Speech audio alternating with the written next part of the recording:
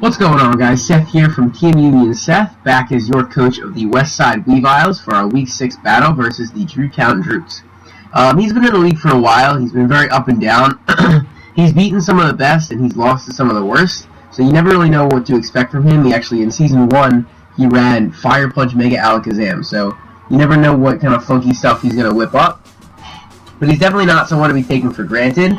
You never know what could happen. Like I said, he has beaten some of the best. So it's pretty cool to see him battle and to not know what to expect. So we're going to get right into this. I lead off with my Landorus Therian form as he leads off with his Gigalith, just like I predicted. I do want to get rid of this thing right off the bat because it does pose a little bit of a threat to some of the mons on my team. It's difficult to OHKO for me, so I do just want to try to get rid of it right off the bat. So I do go for the Earthquake with my Landorus as he goes to set up his Stealth Rock. So I know Earthquake hits everything on his team, so I just go for another one. And he does end up sacking his Gigalith. So that's good for me. Landorus gets a kill right off the bat, and I get rid of that Gigalith. The sand is gone for the rest of the game once it runs out. He brings in his Weavile. I don't want to take an Ice Shard because it will kill me, so I do just switch out into Scizor to take just that Ice Shard. Now, predicting him to switch, I am just going to go for a U-turn instead of the Bullet Punch. There's no way he's going to keep that Weavile in. It just is decimated by Bullet Punch. So I do go for the U-turn as he switches into his Donphan, and I'm able to bring out my Kyurem and immediately put on the pressure. Now, nothing wants to take an Ice Beam on his team. Even the Lucario, which resists it, or the Weavile that resists it, nothing really wants to take an Ice Beam. He ends up just staying in and sacking the Donphan.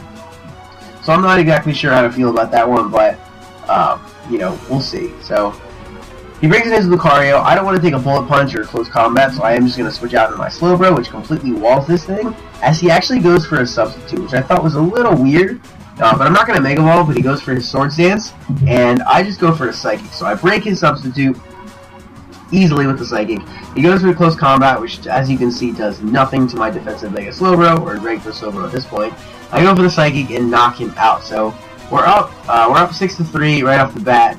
Slowbro is at half health, so I am going to switch out, get that Regenerator back, and switch into Landorus, who I know can take at least one hit from this Alakazam, and fire back something if necessary. So he does go for the Shadow Ball, as predicted, and I am able to just fire off an Earthquake, which does 70% to him. I was just trying to get damage off and kind of sacking my Landorus, so then I can bring in my Scizor to start to clean up a little bit. So I am just going to go for the Bullet Punch here, and finish off this Mega Alakazam. That's another kill for Scizor.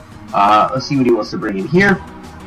He brings in his Weavile, which I was a little curious about. I'm not exactly sure why he did that. I can just go for another Bullet Punch and take him out, as he's going to bring in his Toxicroak. So he brings in Toxicroak. I do want to save my Scizor for a little bit of differential, and just so Scizor's differential in general for that MVP race. I gotta save that a little bit. So he goes for the Drain Punch. This thing's not going to do anything to Mega Slowbro. So I Mega Evolve and end up just going for his Psychic as he misses his Gunk Shot, and that ends up being the game. So not as scary as I thought. Some of the sets were kind of weird, but I did feel like I was prepped really, really well for this game, for the match, and I felt like I played very, very well as well. So I played pretty safe, but that's really all I needed to do. Terrakion and Chestnut didn't even need to hit the field. So won this one pretty handily, 5-0, and that's it. All right, I'm sorry this one was a post-com. I tried to live comment and ended up not saving the file, or something happened. I'm not sure exactly what. I did want to live comment, but it is what it is. Ended up having a post comment, but still a good battle. It was really fun in the moment, but that's about it. Alright, see you guys in the next one. Thanks for watching.